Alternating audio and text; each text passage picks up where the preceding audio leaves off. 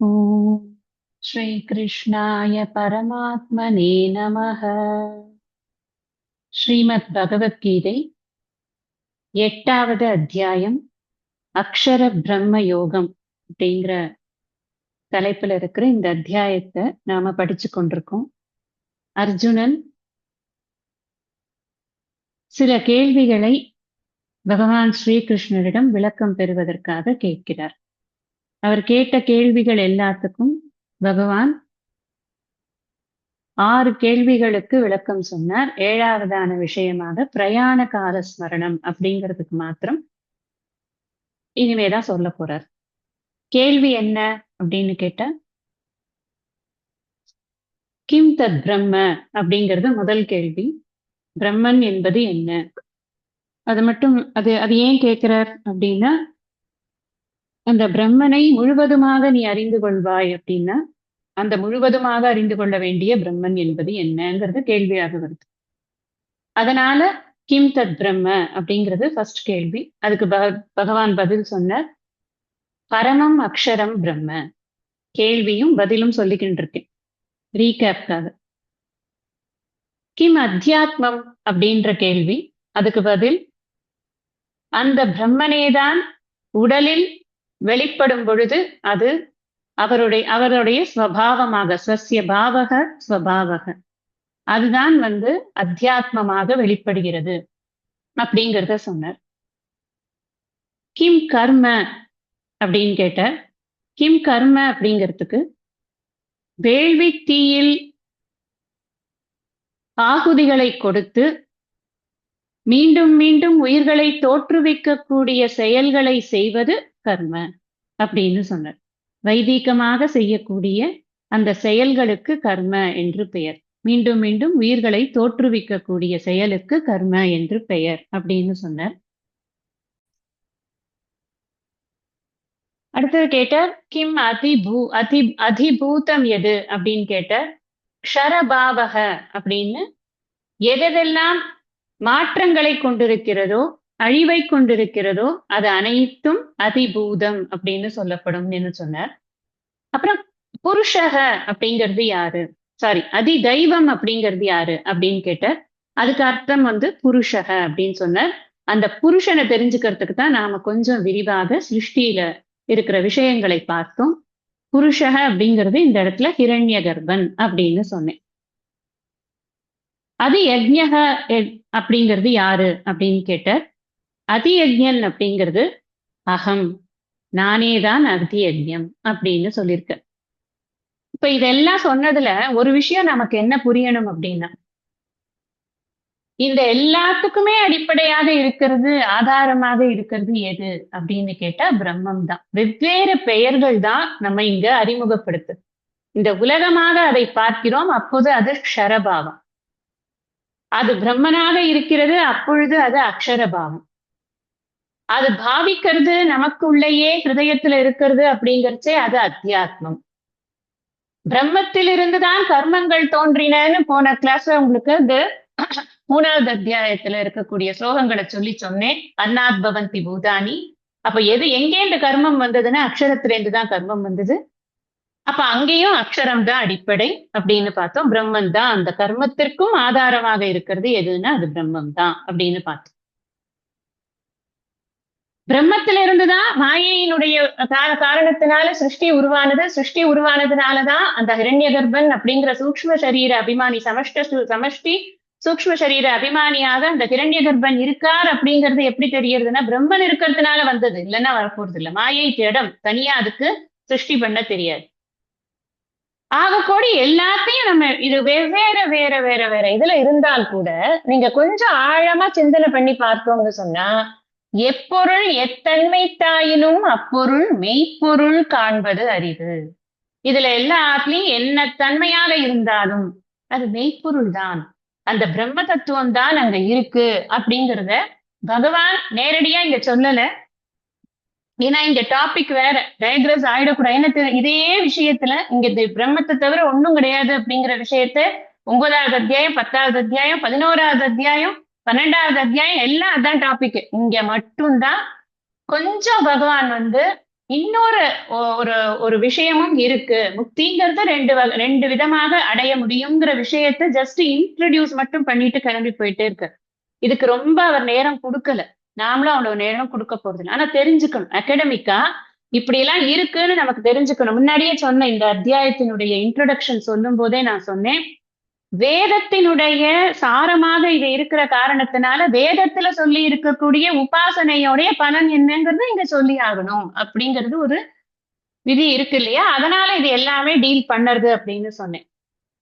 இந்த அளவு நாம இதுவரைக்கும் படிச்ச விஷயங்களை சிந்தனை பண்ணியிருக்கோம். கடைசியா போன வகுப்புல நம்ம முடிக்கிறச்சே என்ன என்ன விஷயமா பேசி முடிச்சோம், சிந்தனை பண்ணி முடிச்சோம் அப்படின்னு சொன்னா, அர்ஜுனனுக்கு இந்த பிரயாண காலத்தின் பொழுது ஒரு ஜீவனானது எப்படி இருக்கும் அப்படிங்கறது தெரியணும். அதற்காகத்தான் அந்த கடைசி கேள்வியே, பிரயாண காலே விச்சமாம் தேவிதுர் யுக்த சேதசக அப்படிங்கிற கேள்வி அங்க அந்த பிரயாண கால ஸ்மரணத்தை பத்தின கேள்வி இருக்கிறதுனால, இங்க அந்த சமயத்துல கூட அந்த ஞானியினுடைய மனமானது எப்படி இருக்கும், அவன் இவ்வளவு நாள் பிரயாசப்பட்டிருக்கானே, அவனுடைய மனமானது எப்படி இருக்கும் அப்படிங்கறத கேட்கறதுக்காக ஒரு கொஸ்டின் கேட்கிறார். இப்ப நாம 5வது ஸ்லோகத்துல இருந்து இன்னைக்கு படிக்கணும். உங்களை ஸ்லோகத்தை படிச்சுடுவோம், அதுக்கப்புறம் அதுக்கான விளக்கங்களை படிக்கலாம். அந்த காலே ச மாமேவ ஸ்மரன் முக்த்வா கலேவரம் யஹ் பிரயாதி சமத்பாவம் யாதி நாஸ்த்யத்ர சம்சயஹ. இந்த 5வதுல இருந்து இப்ப நம்ம 4 ஸ்லோகம் சேர்த்து சொன்னது. அது 4 ஸ்லோகம் சேர்த்து ஏன் படிக்கிறோம் அப்படின்னா, அது ஒன்னொன்னும் தொடர்போட அப்படியே வந்து கொண்டிருக்கிறதுனால சேர்த்து படிக்கிறச்சு நமக்கு சௌரியமா இருக்கும் புரிஞ்சுக்கிறதுக்கு. இதுக்கு நான் பதவுரையும் பொழிப்புரையும் சொல்றேன். எவன் ஒருவன் அந்த காலேச்ச மரண காலத்தில் கூட மாமேவ என்னையே, அதாவது இரண்ய கர்ப்பனாக இருக்கக்கூடிய அந்த இறைவனையே அப்படின்னு புரிஞ்சுக்கணும். ஸ்மரன் தியானித்து கொண்டு, கலேவரம்னா உடலை, முக்த்வா விட்டு, பிரயாதி நன்கு கிளம்புகிறானோ, சக மத்பாவம் அவன் என் ஸ்வரூபத்தை, எப்படி இது அப்படிங்கிறத விளக்குறேன் நானு, என் ஸ்வரூபத்தை யாதி அடைகிறான், அத்ர சம்சயம் நாஸ்தி இந்த விஷயத்தில் சந்தேகம் இல்லை. இது முதல்ல சொல்ற என்ன சொல்லியிருக்கார் அப்படின்னா, எவன் ஒருவன் மரண காலத்தில் என்னையே தியானித்துக் கொண்டு உடலை விட்டு கிளம்புகிறானோ, நன்கு கிளம்புகிறானோ, பிரயாத்தின்னு போட்டிருக்கு, நன்கு கிளம்புகிறானோ, அவன் என் ஸ்வரூபத்தையே அடைகிறான், இந்த விஷயத்தில் சந்தேகம் இல்லை. இந்த இடத்துல என் ஸ்வரூபத்தையே அப்படின்னு சொல்லும் பொழுது பிராக்கெட்ல போட்டுக்கணும், பிரம்மலோகத்திற்கு சென்று அங்கு பிரம்மனிடம் அந்த ஆத்ம வித்யை கற்று தன்னை பிரம்மனாக உணர்ந்து மோட்சத்தை அடைகிறான் அப்படின்னு புரிஞ்சுக்கணும். அப்ப இந்த இடத்துல என்ன, இந்த ஸ்லோகத்தினுடைய பொருளாக நம்ம என்ன புரிஞ்சுக்கிறோம், விளக்கமாக நம்ம என்ன புரிஞ்சுக்கிறோம் அப்படின்னா, இங்க முக்தி அப்படிங்கிறதுக்கு முதல்ல பொதுவா நமக்கு இறைவனை வழிபடுவது அப்படின்னு எடுத்துக்கொண்ட அதைதான் உபாசனை அப்படின்னு சொல்றோம். உபாசனை அப்படின்னு சொன்னா சகுண உபாசனை இருக்கு, நிர்குண உபாசனை இருக்கு. இந்த சகுண உபாசனையிலேயே சகாமமாக பண்ணக்கூடிய உபாசனை, அதாவது எனக்கு ஒண்ணு வேணும், எனக்கு ஒரு வேண்டுதல் இருக்கு, அதன் முன்னிட்டு நான் இறைவனை வணங்குகிறேன் அப்படின்னு சொல்லக்கூடிய உபாசனை இருக்கு. எந்த வேண்டுதலுமே இல்லை, இறைவனை நான் இறைவன் மீது அன்பு செலுத்துகிறேன், அதனால் இறைவனை வணங்குகிறேன், அவ்வளவுதான் அப்படின்னு உபாசிக்கக்கூடிய உபாசனை அப்படிங்கிறதும் இந்த சகுனத்திலேயுமே இருக்கிறது. அப்படின்னு 2 விதமாக சகுண உபாசனையை 2ஆ பார்க்கணும். அதாவது சகாமமாக நிஷ்காமமாக சகுண உபாசனை. இன்னொரு உபாசனை என்னது, நிர்குண பிரம்ம உபாசனை. இந்த நிர்குண உபாசனைங்கிறது அன்டவுட்டட்லி அது நிஷ்காமமா தான் இருக்கும். ஏன்னா நிர்குண பிரம்மத்தை ஒருத்தன் உபாசனை பண்ற அளவுக்கு மனசு பக்குவப்பட்டாச்சுன்னா அங்க ஆசைகளுக்கோ தேவைகளுக்கோ இடத்தை வைத்துக் கொண்டு நிர்குண உபாசனைக்கு வர்றது கிடையாது. நிர்குண உபாசனைனாலே வேதாந்த விசாரம் பண்றது அப்படின்னு புரிஞ்சுக்கணும். இங்க இந்த சகுண உபாசனைங்கிறத ஏன் சொல்றது அப்படின்னு சொன்னா, எல்லா மனசுக்கும் அந்த நிர்குண உபாசனைய பண்ணறதுக்கான பக்குவமானது இருக்காது. இப்ப நம்மளே 7வது அத்தியாயம் படிக்கிறச்சே நீங்க நீங்க வந்து இந்த ஃபார்ம்குள்ள மாட்டிக்காதீங்க அப்படின்னு சொல்லும் பொழுது எத்தனை கேள்விகள் வந்தது. ஏன் நான் அப்படி பண்ணக்கூடாது? எனக்கு பிடிச்ச ஃபார்ம் இருக்கே அப்படின்னு நான் ஏன் பண்ணக்கூடாது? எனக்கு இதுதானே பிடிச்சிருக்கு. இதுதான் என்னால வந்து இதைத்தான் என்னால ரீடைன் பண்ண முடியறது மைண்ட்ல. எனக்கு ஒண்ணுமே ஃபார்ம் இல்லாம அப்டிராக்ட்டா இருந்தா என்னால பண்ண முடியலையே, உபாசனையே பண்ண முடியலையே. அப்படின்ற கேள்விகள் நிறைய வருது இல்லையா? இது பொதுவாக நிறைய பேருக்கு இந்த மனசனுடைய பக்குவம் இன்னும் ஏற்படாத காரணத்தினால நிர்குணமா ஒரு விஷயத்த பார்க்கிறது, அப்டிராக்ட்டா பார்க்கிறதுங்கிறது முடியாது. அத வந்து சாஸ்திரம் நன்றாக புரிந்து கொண்டிருக்கிறது. சாஸ்திரம் வந்து நான் ஒண்ணு எழுதி வச்சிருக்கேன், நீ அதை ஃபாலோ பண்ண அப்படி சொல்றது கிடையாது. நீங்கெல்லாம் எப்படி இருக்கீங்களோ அதுக்கு தகுந்த மாதிரிதான் சாஸ்திரமே இருக்கு அப்படின்னு சாஸ்திரம் நமக்கு உணர்த்துறது. அதனால ஒருத்தர் மாதிரி இன்னொருத்தர் கிடையாது. எல்லாருக்குமே நிர்குண உபாசனை, நிஷ்காம கர்ம யோகம் பண்ணு, நிர்குண உபாசனைக்காக நீ வந்து இது சாஸ்திர விசாரம் பண்ணு அப்படின்னு சொன்னா அது புரியாது. அவர் ரொம்ப நல்லவங்களா இருப்பாங்க. நிறைய வந்து ஆன்மீக விஷயங்களை பண்ணி கொண்டிருப்பாங்க. நிறைய பூஜை புனஸ்காரங்கள் எல்லாம் இருக்கும். ஜப தப்பங்களுக்கெல்லாம் ஒரு குறைச்சலும் இருக்காது. எல்லா விரதங்களும் கடைபிடிப்பார்கள். ஆனால் ஒரு சகுனமாக அந்த இறைவனை பார்க்காமல் அவர்களால் பண்ண முடியாது அப்படிங்கிற மனசு எத்தனையோ இருக்கு. அப்ப அந்த மாதிரி பக்குவம் இல்லாத அதுக்கு பக்குவம் இல்லை அப்படின்னு தான் சாஸ்திரம் சொல்றது. ஏன்னா இந்த பக்குவம் இருந்தது அப்படின்னு சொன்னா இங்க நிர்குண பிரம்ம விசாரம் பண்ணி இங்கேயே முக்தி அடையலாமே. இப்படி பக்குவம் குறைந்திருக்கக்கூடியவர்களுக்காக ஆனா ஆன்மீகத்தில் சிறந்த ஒரு ஈடுபாடு கொண்டிருப்பார்கள். அவர்களுக்கு எல்லா விதமான இதுவும் வரும். ஜபம் வரும், யாகம் பண்ணுவாங்க, ஹோமம் பண்ணுவாங்க, எல்லாமே பண்ணுவாங்க. எதுலயும் குறையே இருக்காது. ஆனால் இறைவனை ஒரு ரூபத்துலதான் அவங்களால வந்து இது பண்ண முடியும், உபாசனை பண்ண முடியும். அப்படி இருக்கக்கூடியவர்களுக்கு ஸ்டார்ட் பண்றச்சே சகுன உபாசனையில ஸ்டார்ட் பண்ணி அங்கேயே நின்றுட்டு இருக்காங்க அப்படின்னு புரிஞ்சுக்கணும். ஏன்னு சொன்னா நம்ம ஆரம்பத்துல இறைவனை நம்மளுக்கு இன்ட்ரடியூஸ் பண்ணும்போது இறைவன் அப்படிங்கிறவருக்கு உருவம் கிடையாதுன்னு நமக்கு யாருக்குமே இன்ட்ரடியூஸ் பண்றது கிடையாது. அது பாரு உம்மாச்சி, உம்மாச்சி எப்படி இருக்கு பாரு, அது கண்ணு பாரு, அது மூக்க பாரு அப்படின்னு காமிச்சுதான் நம்ம அப்பா அம்மா எல்லாம் நம்மளுக்கு ஒரு ஒரு கோவிலுக்கும் கூட்டிட்டு போய் அங்க காமிச்சுதான் ஒரு இந்த தெய்வம் எப்படி இருக்கும் அப்ப நம்மளுக்கு இருக்கக்கூடிய ரூப வர்ணனைகள் எல்லாம் அப்படித்தான் இருக்கு. விஷ்ணுனா அப்ப சங்கு சக்கர கதாபாணியாக இருப்பார், இவர் சூலபாணியாக இருப்பார், அவர் வேல் வச்சுருப்பார். எல்லாமே வந்து உருவங்களை நன்றாக விவரித்து புராணங்களும் இதிகாசங்களும் நம்மளுக்கு அதையெல்லாம் கற்றுக் கொடுக்கிறது. எப்படி எல்லாம் நம்ம வந்து ரூப கற்பனை பண்றது அப்படிங்கிறது. வேத காலத்துல ஆக்சுவலா வந்து ஒன்லி அக்னி உபாசனை, ரூப உபாசனைங்கிறதெல்லாம் கிடையாது. அதுக்கப்புறமா இப்படி எல்லாம் வந்ததுனால அது வந்து ஸ்ருதியில இல்ல ஸ்மிருதியில இருக்கு அப்படிங்கறதுனால ஏற்றுக்கொள்ளப்பட்டு அதனால்தான் இத்தனை ஆலயங்கள் எல்லாம் இருக்கு, எல்லாம் அக்செப்டட், எல்லாம் வந்து கிராண்டட். ஆனா அதெல்லாம் ஆரம்ப கட்டம் அப்படிங்கிறது. அந்த ஆரம்பத்துல இருக்கக்கூடிய பொம்மையை வச்சு விளையாடி கொண்டிருந்த அந்த குழந்தை பருவமாகவே அப்படியே அந்த மனம் அதிலேயே இருக்கு அப்படின்னு சொன்னா, இன்னும் வளரலன்னு சொன்னா அவர்களுக்கு என்ன கதி? அவர்களுக்கும் ஏதாவது ஒரு கதி சொல்லணும் இல்லையா? ரொம்ப சின்சியரா வந்து உபாசனை பண்ற ஆரம்பத்துல அது சகாமமா தான் இருக்கும். போக போக அந்த உபாசனையினுடைய பலம், அந்த தெய்வத்தினுடைய அனுகிரகத்தினால மனசு வந்து தன்னை போல நிஷ்காமமா ஆகிடும்.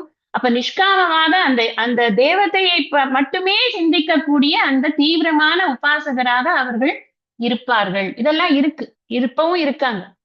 அப்ப அவங்களுக்கெல்லாம் எப்படி வந்து முக்தி கொடுக்கறது? முக்தி அப்படிங்கிறது முக்தி கொடுக்கறதுங்கிறது கூட கிடையாது. முக்தியை உணர வைப்பது எப்படி அப்படின்னா பகவான் என்ன சொல்ற? அப்ப அந்த லைஃப் எப்படி இருக்கும்?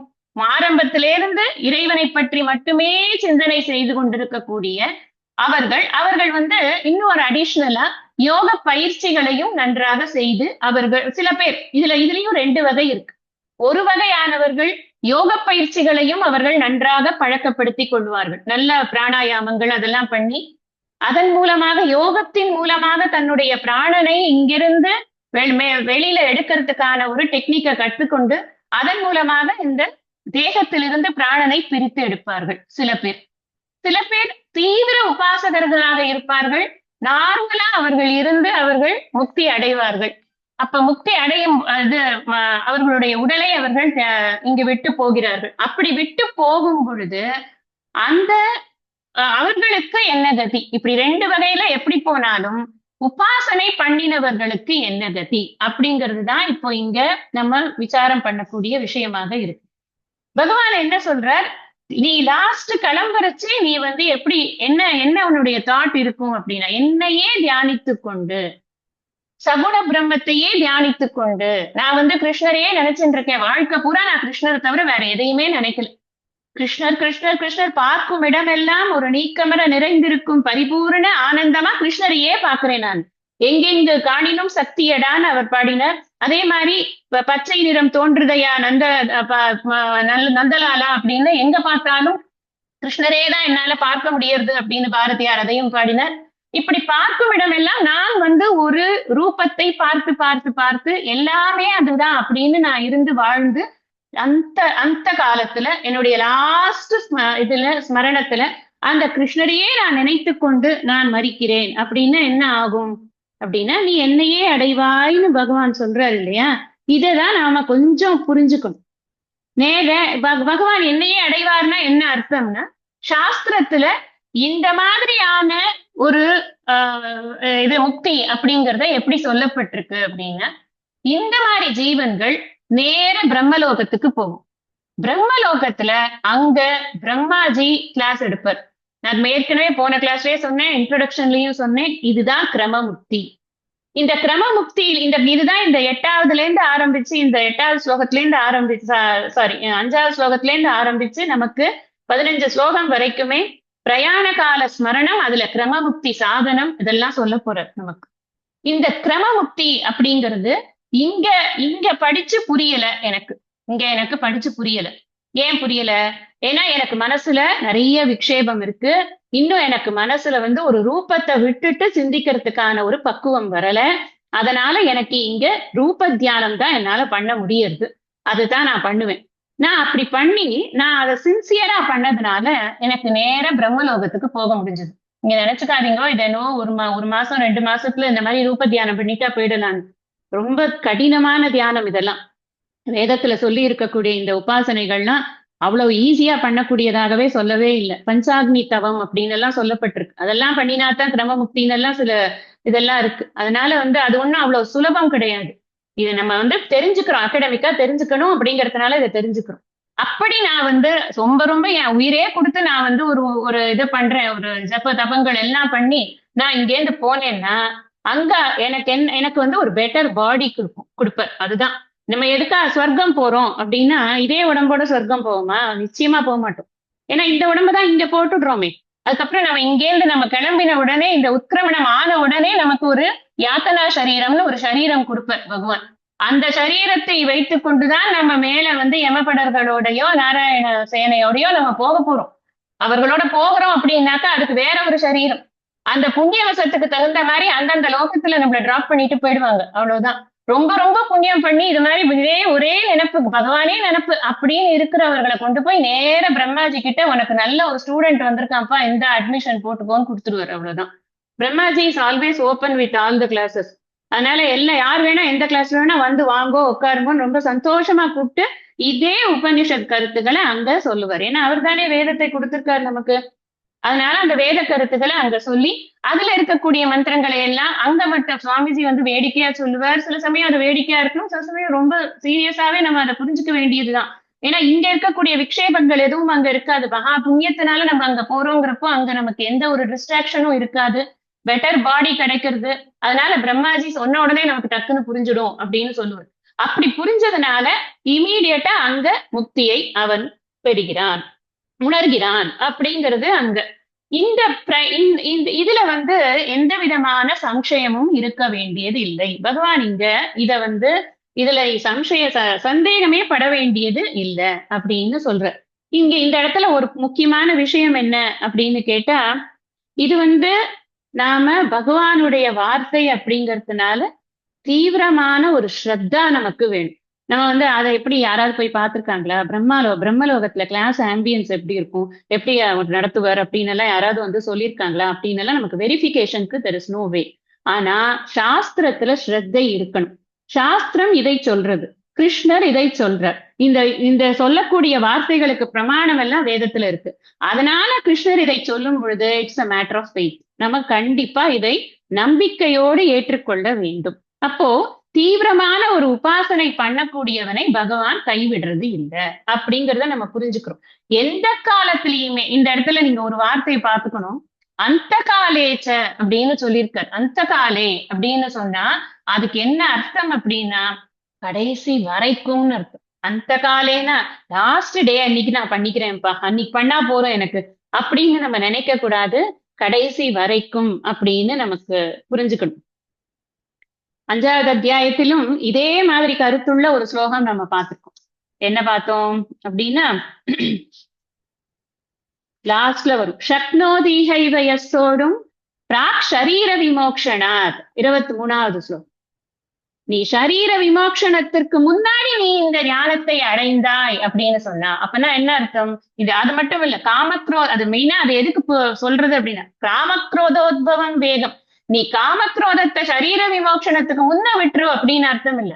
சரீர விமோக்ஷனம் வரைக்கும் நீ காமக்ரோதமே இருக்கக்கூடாது.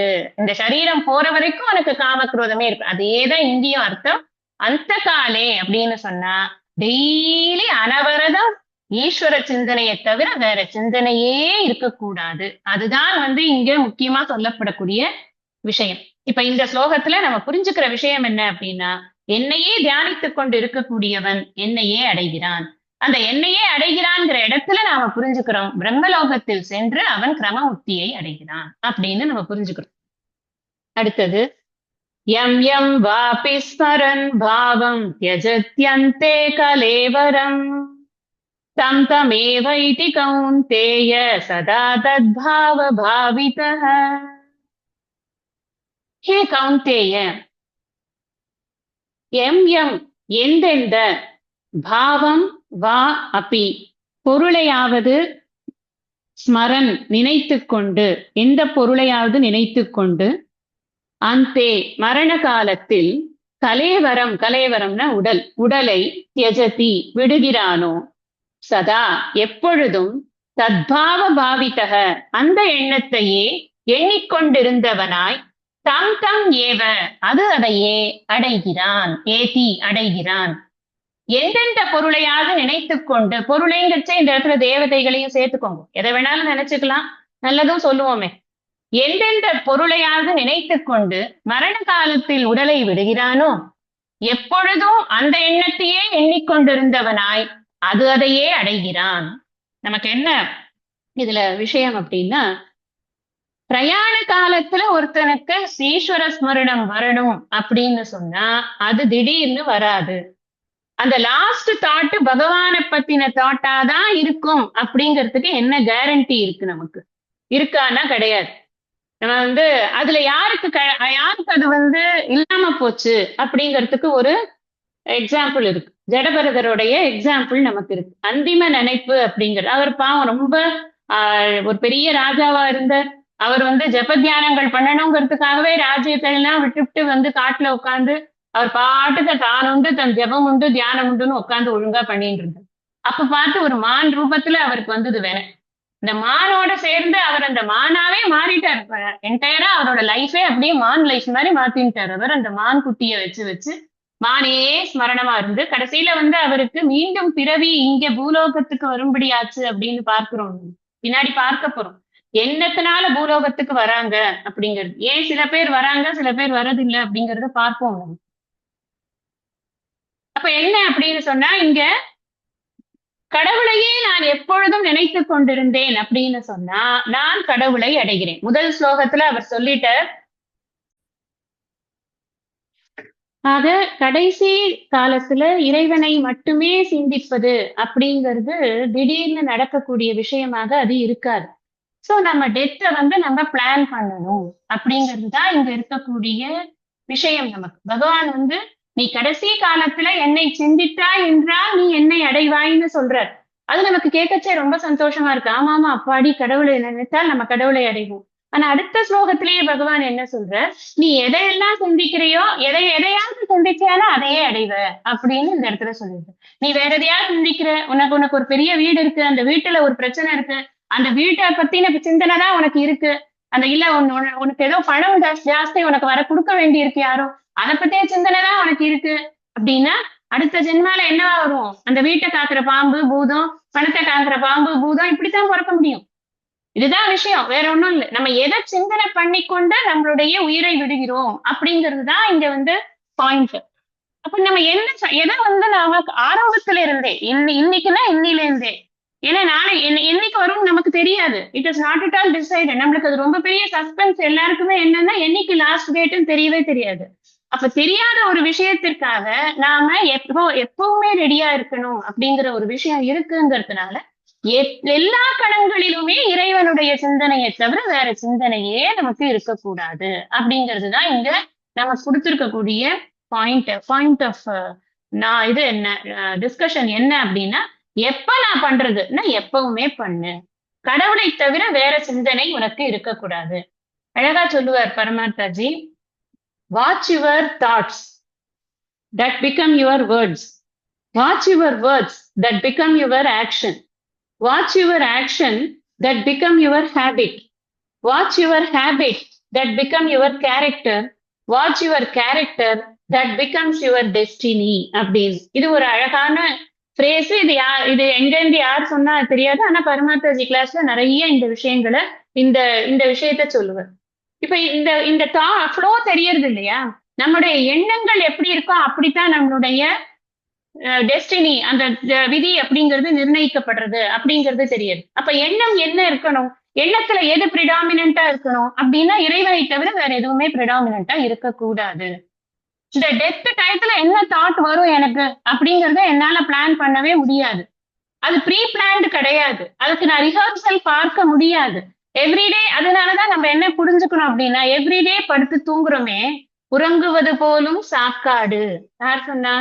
வள்ளுவர் சொன்னோம். இப்பதான் படிச்சிருக்கோம், கொஞ்ச நாள் முன்னாடிதான் படிச்சிருக்கோம். உறங்கி விழிப்பது போலும் பிறப்பு. அப்ப daily we have a rehearsal. அந்த ரிஹர்சலை நம்ம கரெக்டா யூட்டிலைஸ் பண்றோமா அப்படின்னு கொஞ்சம் யோசிச்சு பார்க்கணும். படுத்துக்கச்சே ராத்திரி ஸ்மரணம் என்னவா இருக்கு?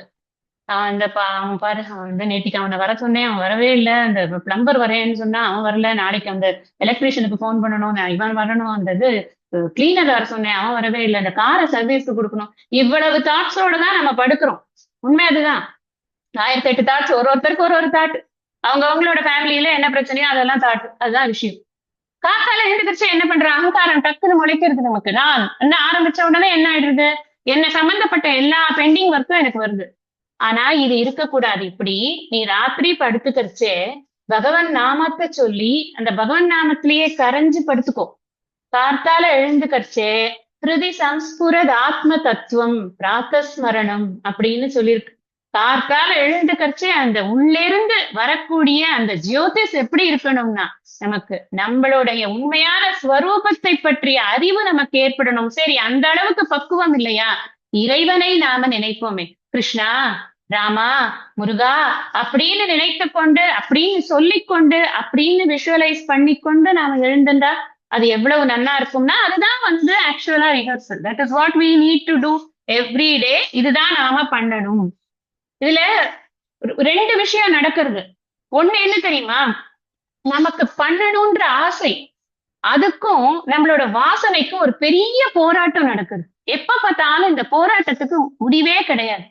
நமக்கு ஆசை வந்து பகவான் நாமத்தை சொல்லணும்னு தான் வரும். ஆனா நம்ம பிராக்டிஸ்ல வச்சுக்கலன்னு வச்சுக்கோங்களேன், பிராக்டிஸ்ல இருக்கிற வாசனையினால ஏற்படுற எண்ணங்கள் வந்துடும். அது வார்த்தையா வந்துடும். நம்ம அது உங்களுக்கே தெரியும். அந்த என்னென்ன வார்த்தைகள் யார் யாருக்கு ரொம்ப பழக்கமா இருக்கோ அந்தந்த வார்த்தைகள் தான் வருமே தவிர்த்து இந்த பகவான் நாமம் வரும் அப்படின்னு சொல்ல முடியாது. அதனாலதான் இங்க என்ன சொல்றாருன்னா, நீ என்னதான் நினைக்கணும் அப்படிங்கிறதுக்கு நீ நிறைய பிராக்டிஸ் பண்ணணும். அனிச்சையாக எனக்கு எதுவா இருந்தாலும் எப்பயா இருந்தாலும் ஈஸ்வர நாமம் வர்றதுக்கான ஒரு பிராக்டிஸ் எனக்கு என்னுடைய லைஃப் ஸ்டைல் சேஞ்ச். இது பேர் தான் லைஃப் ஸ்டைல் சேஞ்ச். நம்ம இப்ப சுகர் வந்தா லைஃப் ஸ்டைல் சேஞ்ச் பண்ணுங்க, பிபி வந்தா லைஃப் ஸ்டைல் சேஞ்ச் பண்ணுங்கன்னு சொல்றோம். வேதாந்த சாஸ்திரத்துக்குள்ள வந்ததுக்கு அப்புறமா முக்திக்காக நாம பாடுபடுறோம் அப்படிங்கிற போது இந்த லைஃப் ஸ்டைல் சேஞ்சையும் நம்ம பண்ணித்தான் ஆகும். இது ஈவன் வேதாந்தமே படிக்காத ஆளுக்கு சொல்றது. இந்த குரல், இந்த ஸ்லோகம் எல்லாம் யார்கிட்ட பேசிட்டு இருக்க, யாரை உத்தேசிச்சு சொல்றது? வேதாந்தம் படிக்கல. ஏன்னா வேதாந்தம் புரியல. வேதாந்தம் பிரம்ம தத்துவத்தை சொல்றது. அது அப்டிராக்டா இருக்கு. அதுல நிர்குணங்கிறது. அது நிரதிசயம்ங்கிறது. அது அது வந்து அவயவம் இல்லாதது அப்படிங்கிறது. அது மாற்றம் இல்லாதது அப்படிங்கிறது.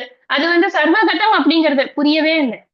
எப்படி இப்படி எல்லாம் சொன்னா எனக்கு புரியல. எனக்கு ஒரு ரூபத்தை கொடு அப்படின்னு கேட்கக்கூடிய பக்குவம் குறைந்த ஆனால் நன்றாக ஆன்மீக உபாசனைகள் செய்யக்கூடிய ஒருவரை பார்த்து சொல்லப்படுகிறது. அப்ப நான் எந்த தேவதையை நான் உபாசித்துக் கொண்டே இருக்கேன். நான் அம்பாளையே தான் எப்பப்பார் சதா சர்வ காலமும் நினைச்சுட்டே இருக்கேன். டெய்லி நான் வந்து லலிதா சஹஸ்ரநாமம் சொல்லிட்டு இருக்கேன், சௌந்தரிய லகரி சொல்லிட்டு இருக்கேன், நான் வந்து திருசதி சொல்லிட்டு இருக்கேன். இதேதான் எனக்கு வேலை. மாத்தி மாத்தி எனக்கு வாய் சொல்லிட்டுன்னு அதை தவிர வேற ஒண்ணும் சொல்லாதுங்கிற ஒரு லைஃப் ஸ்டைல்ல கொண்டு வந்தாச்சு அப்படின்னு சொன்னா நேர அம்பாள்கிட்ட தான் போய் அவ அப்புறமா அங்கேருந்து பிரம்மலோகத்துக்கு அனுப்பி விட்டுருவா அழகா சேஃபா. சோ இந்த இந்த நடக்கிறதுக்கு நம்ம என்ன பண்ணணும்னா, நம்ம அப்படி பண்ணல அப்படின்னா என்ன ஆயிடும் அப்படின்னா, நமக்கு என்ன சொல்றோமோ, இப்ப நான் சொன்ன மாதிரிதான் என்னோட பணத்தையோ என்னுடைய பொருளையோ நினைத்து கொண்டு நான் என்னுடைய இதை விட்டேன் அப்படின்னு சொன்னா என்ன ஆகும் அப்படின்னா, நான் அந்த பணத்தையோ பொருளையோ பாதுகாக்கிறதுக்கு உண்டான ஒரு பிறவியை எடுத்துட்டு வந்துருவேன் மறுபடியும். ஏன்னா நான் அதைத்தானே நினைச்சுட்டு இருக்கேன். நான் என்ன நினைச்சுட்டு இருக்கேனோ அதுதான் எனக்கு கிடைக்கப்படும். அப்படிதான். அப்ப அடுத்தது பார்க்கலாம். तस्मात् सर्वेषु कालेषु मामनुस्मर युध्य च मय्यर्पितमनो बुद्धिः मामे वैष्यस्य संशयः. தஸ்மாத் ஆதலால் சர்வேஷு எல்லா காலேஷு காலங்களிலும், எல்லா காலங்களிலும்னு சொன்னா விழிப்பிலும் கனவிலும், ஏன்னா எல்லா நிலையிலும்னு புரிஞ்சுக்கணும். எல்லா நிலையிலும் மாம் என்னை அனுஸ்மர சாஸ்திரங்களில் கூறியிருப்பது போல என்னை நினைப்பாயாக. அனுஸ்மர அப்படின்னா எப்பொழுதும் நினைத்து கொண்டே இருப்பாயாக. யுத்தியச்ச போரிடுவாயாக. அவர் வந்து ஆரிய கூத்தாடினாலும் தாண்டவ கோனே காசு காரியத்தில் கண் இருக்கணும் தாண்டவ கோனேன்னு ஒரு பாட்டு வரும். இந்த மாதிரி நீ என்ன பண்ணாலும் சரி வேலையப்பார் அப்படிங்கிறதுல ரொம்ப தெளிவு கிருஷ்ணர். யுத்தியச்ச போரிடுவாயாக, அதாவது உனது கடமையை செய்வாயா. நமக்கு போட்டுக்கணும். நம்ம என்ன சண்டையா போடணும்? சமைக்கணும்னா சமைக்கணும். நீ வீட்டு பாத்துக்கணும்னா வீட்டை பாத்துக்கணும். வெளியில போய் வேலை பார்க்கணும், வேலை பார்க்கணும். நம்மளோட வேலை என்னவோ அதை பார்க்கணும். மயி என்னிடத்தில் அர்ப்பித்த மனோபுத்தி அர்ப்பணிக்கப்பட்ட மனம் புத்தியுடன் மாமேவ என்னையே அசம்சயம் சந்தேகமின்றி ஏஷ்யசி அடைவாய். அப்ப என்ன சொல்ற? ஆதலால் அதனால எல்லா காலங்களிலும், அதாவது விழிப்பிலும் கனவிலும் என்னை சாஸ்திரத்தில் கூறியுள்ளது படி நினைப்பாயாக. நினைத்துக் கொண்டே போரிடுவாயாக, அதாவது உனது கடமையை நீ செய்வாயாக. என்னிடத்தில் அர்ப்பணிக்கப்பட்ட மனம் புத்தியுடன் என்னையே சந்தேகமின்றி அடைவாய். என்னையேங்கச்சு அந்த இடத்துல சுவாமிஜி வந்து ஒரு அழகான குவாலிஃபை பண்றாரு அந்த என்னையே அப்படிங்கிறது. என்னையேங்கிறது முக்தி. அந்த முக்திங்கிறது அமைதியான ஆனந்தம். இங்கேயும் அந்த முக்திங்கிறது இங்க சத்தியோ முக்தி இல்ல, கிரம முக்திக்குத்தான் இத்தனையுமே. இவ்வளவு பாடுமே கிரம முக்திக்கு தான் சொல்றாரு. கிரம முக்திங்கிறது என்ன சொல்லியிருக்கேன்? பிரம்மாஜிகிட்ட போய் படிச்சு முக்தியை உணர்வதுதான் கிரம முக்தி. இங்க கிடையாது, டீச்சர் மாறிடுவார், அவ்வளவுதான். இங்கேயும் என்ன சொல்றார்? இத வந்து இது சம் பண்ண பாக்குற, இந்த 2 ஸ்லோகத்தை சம் பண்ண பாக்குற. எந்த காலத்திலையும் எந்த சந்தர்ப்பத்திலையும் நீ இறை நினைவை விட்டு விடாதே. அதுதான் ரொம்ப முக்கியம். நம்ம அப்ப இறை நினைவை விடாதே அப்படின்னா அதுக்கு பகவான் நம்ம கேட்போம் உடனே, அது எப்படி இறை நினைவை விடாதேன்னு எப்படி இருக்க முடியும்? எனக்கு 1008 வேலை இருக்கு, நான் உங்களை நினைச்சு நான் எப்படி இருக்க முடியும்? இந்த வேலையெல்லாம் யார் செய்வா? நீங்க வந்து செய்வீங்களா அப்படின்னு நமக்கு தோணுமா இல்லையா? அதுக்கு பகவான் என்ன சொல்ற? நீ வேலையெல்லாம் பார்க்கணும். பார்த்து கொண்டிருக்கக்கூடிய சமயத்திலேதான் நீ என்னையே நினைத்து கொண்டே இருக்க வேண்டும். உன்னோட டியூட்டிஸ் பண்ணிட்டு இருக்கிறச்சே கூட நீ அந்த டியூட்டிஸ என்ன நினைச்சுட்டே பண்ணு. நீ யாருக்காக நீ காரியம் பண்ற? நீ யாரோ ஒரு ஒரு ஒரு ஒரு இது கம்பெனி ஓனருக்கு காரியம் பண்றேன்னு நினைச்சுக்காது. யாரோ ஒருத்தர் ஒரு எஜமானனுக்கு காரியம் பண்றேன்னு நினைக்காது. நான் எனக்கு பண்றேன்னு நினைச்சு இதை நீ எனக்காக பண்ணக்கூடிய காரியம்னு நினைச்சியானா அதுல உனக்கு எந்த விதமான இதுவும் வராது, ஆயாசமும் வராது. அதுதான் முக்கியம். இங்க ஏன் வந்து பகவான் இதை சொல்றாரு அப்படின்னா, பகவானுக்காக பண்ணக்கூடிய காரியத்துல நமக்கு எந்த விதமான ஆயாசங்களும் வராது அப்படிங்கிற. நம்ம கர்மயோகத்தை பத்தி, நிஷ்காம கர்மயோகத்தை பத்தி படிக்கிறச்சேயே நம்ம பார்த்தோம். முன்னாடியே சொன்னார் அவர், சுகதுக்கே சமய கிருத்வா லாபாலாபோ ஜெயா ஜெயோ ததோ யுத்தாய யுத்தியஸ்வ. அதுக்குதான் பகவான் முதல்ல இருந்து என்ன சொல்லிட்டு இருக்க, நீ உனக்கு கிடைக்கிறது கிடைக்காதத பத்தி கவலைப்படாதப்பா. இது இது உனக்கு சக்சஸ் சக்சஸ் இல்லைங்கிறத நீ டிஃபைன் பண்ணாத. Two your duty, don't think about the success result. அதான் பகவான் திருப்பி திருப்பி சொல்லிட்டு இருக்கிற விஷயம். இப்ப இங்கேயும் நீ எந்த வேலை செய்யும் பொழுதும் திடீர்னு என்னால அந்த இறைவனை மாட்டும் நினைத்து கொண்டிருக்கிறது அப்படிங்கிறது முடியாது. ஏன்னா நான் வேலையில இருப்பேன், ஏதாவது ஒரு வேலை பண்ணி கொண்டிருப்பேன். அப்ப நமக்கு ரெண்டு மனசு இருக்கு எப்பவுமே. கான்சியஸ் மைண்டுன்னு ஒண்ணு இருக்கு, சப்கான்சியஸ் மைண்டுன்னு ஒண்ணு இருக்கு. இந்த கான்சியஸ் மைண்ட் இருக்கு இல்லையா, அது வேலைகள் செய்து கொண்டிருக்கும் பொழுது அது ரொம்ப ஆக்டிவா அது வேலை செய்து கொண்டிருக்கும். சப்கான்சியஸ் மைண்ட் இருக்கு இல்லையா, அது எதையாவது திங்க் பண்ணி கொண்டே இருக்கும். அது இல்லைன்னு நம்ம யாருமே மறுக்க முடியாது. இப்ப நம்ம ஆபீஸ்ல வேலை பார்க்கணும், ஆபீஸ்ல வேலை பார்த்து கொண்டிருக்கும் பொழுதே வீட்டுல இருக்கிற கை குழந்தைய நினைக்காத அம்மா இருப்பாளா? நிச்சயமா இருக்கும். அந்த எண்ணம் ஒரு ஒரு மாதிரி அது டாமினண்டா இல்லைனாலும் அது பாட்டுக்கு இருந்துட்டே இருக்கும். அந்த எண்ணம் இருந்து கொண்டே இருக்கும்.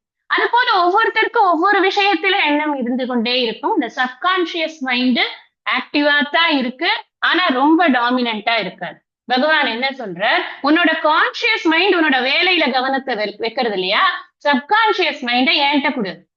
நீ என்ன நினைக்கவே சதா சர்வ காலமும் அந்த சப்கான்சியஸ் மைண்ட்ல நான் தவிர வேற எதுவுமே இருக்கக்கூடாது. அந்த மாதிரி நீ அதை ப்ரோக்ராம் பண்ணறதுக்கு நீ ட்ரை பண்ணு. அதுதான் கடவுளை நினைத்து கொண்டே கடவுளுக்கு அர்ப்பணம் செய்து வேலை செய்வது அப்படிங்கிறது. அதுதான் ஸ்ரீ சத்யசாய் பாபா அவருடைய டாக்ஸ்ல சொல்லுவார்.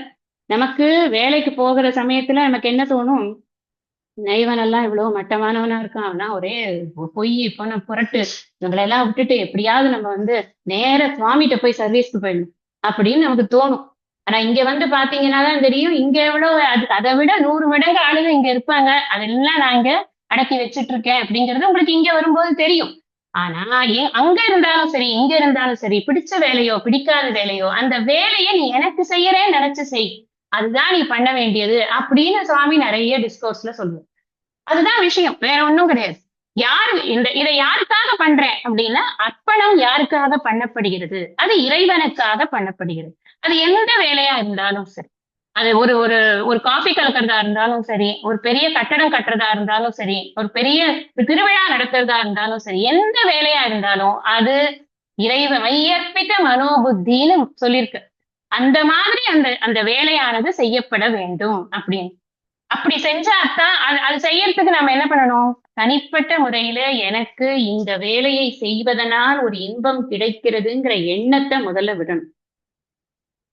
சகாம பக்தி நிஷ்காம பக்தி சகுண உபாசனை பண்ணினாலும் கூட அவனுக்கு இந்த புலனின்ப நாட்டங்கள், புலனின்பங்களில் ஒரு இச்சை அப்படிங்கிறது அவனுக்கு இல்லாமல் இருந்தால் மட்டும்தான் அவனால் இறைவனை தொடர்ந்து நினைக்க முடியும். அப்படி இல்லைன்னா மனசு அலைப்பாய்ந்தது அப்படின்னு சொன்னா உலக விஷயத்துல ஈடுபட்டுடும். அப்ப நிஷ்காமமாக சகுன உபாசனை கூட அவனால பண்ணவே முடியாது. அதனாலதான் நம்மளோட கல்ச்சர்ல தடுக்கினா கூட, கால் தடுக்கினா கூட சிவா அப்படின்னு தான் சொல்லுவோம். நம்ம வார்த்தைகளே நமக்கு வேற வார்த்தைகளே நம்ம யூஸ் பண்ண மாட்டோம். வேற வார்த்தைகள் யூஸ் பண்ணிட்டோம் அப்படின்னு சொன்னா ஒரு நல்ல சம்ஸ்காரம் இருக்கிற ஃபேமிலிஸ்ல டெஃபினட்டா யூஸே பண்ண மாட்டோம். சம்ஸ்காரம் குறையச்சேதான் என்ன ஆகுதுன்னா வாயில வராத கெட்ட வார்த்தையெல்லாம் வந்துடுறது. இந்த கெட்ட வார்த்தைகள் என்ன பண்றது, நம்மளோட சப்கான்சியஸ் மைண்ட்ல போய் உக்காந்துடுறது. அதுதான் நம்மளுக்கு பல சமயங்கள்ல டாமினண்டா வெளியில வர்றதுக்கான இன்புட்டை கொடுக்கறது. இதெல்லாம் திங்க் பண்ணினோம் அப்படின்னு சொன்னா அப்ப நம்ம என்ன பண்ணுவோம், மனச பரிபூர்ணமா இறைவனிடம் சரணாகதி பண்ணி எப்பொழுதும் இறைமயமாகவே இந்த மனதை வைத்துக் கொண்டு இருப்போம். அது எப்படி பண்றது பகவானே, எனக்கு தெரியலையே அது எப்படி பண்றது அப்படின்னா அடுத்ததுலயே அதுக்கு பதிலும் சொல்லிடுறாரு பகவான். ஏன்னா அப்படிதான் 6வது அத்தியாயத்துல அவன் சொன்னான், எனக்கு மனசு அப்படியே அலை பாயறது, நான் என்ன பண்ணுவேன், வாயோரிவ துஷ்கரம் அப்படின்னு சொன்ன போது சனை சனைர் உப்பரமே சொன்னார் இல்லையா, கொஞ்சம் கொஞ்சமா நீ பிராக்டிஸ் அபியாசேன வைராகியேன அப்படின்னு சொல்லியிருக்க. அந்த அபியாசம் தான் உனக்கு ரொம்ப முக்கியங்கிறது அடுத்ததுல சொல்லப்படுது. அபியாசேன அபியாசயோகயுக்தேன சேதசா நான்யகாமினா பரமம் புருஷம் திவ்யம் யாதி பார்த்தானுசிந்தயன். ஹே பார்த்த, ந அந்நியகாமினா. ந அந்நியகாமினா அப்படின்னா வைராகியத்தோடு கூடிய, அதாவது கடவுளை தவிர வேறு எதையும் நினைக்காத. அந்நியகாமி அப்படின்னா வேற எதையாவது நோக்கி போகிறது அப்படிங்கிறது. ந அந்நியகாமின்னா என்ன?